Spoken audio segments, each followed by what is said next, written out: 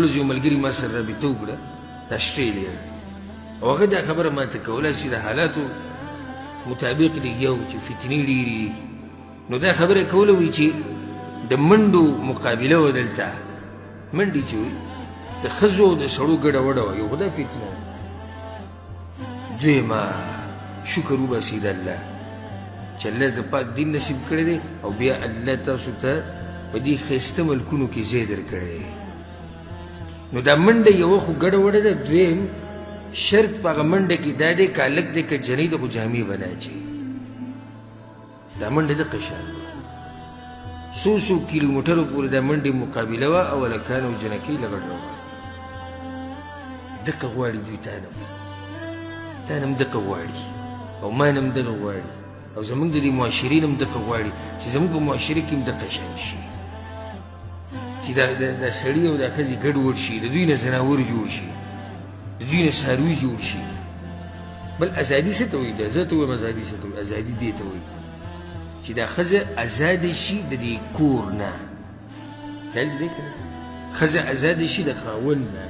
ښځه ازاده شي د پلار نه ښځه ازاده شي د رور نه ښځه ازاده شي دغه درنو خویونو نه ښځه ازاده شي دغه غیرتمندو سړو نه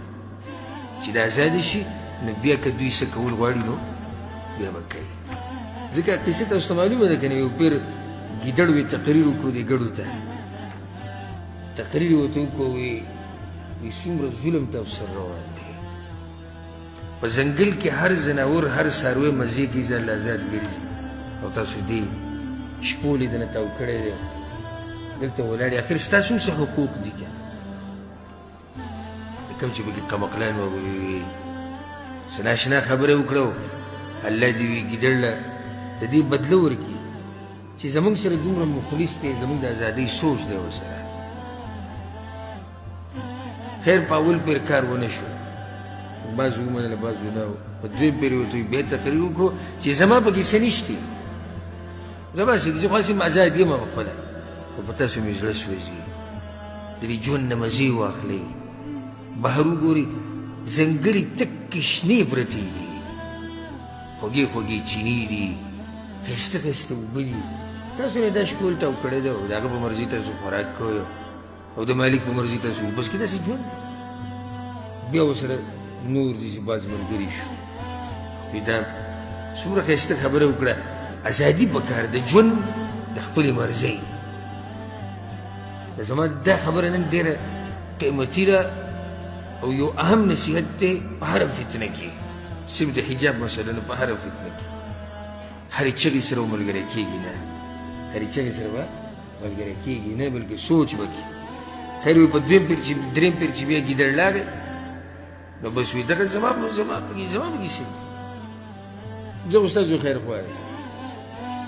بس بیا هغه ټول یو شوي دي او یوه چې کومه د دوی مشره وه هغې منع کول چې مه کوئ تباه به شي مونږ ځو نو دا ټولو په دغه یو ګډه په هغو باندې څه طاقت ټول کې تللي وتي دي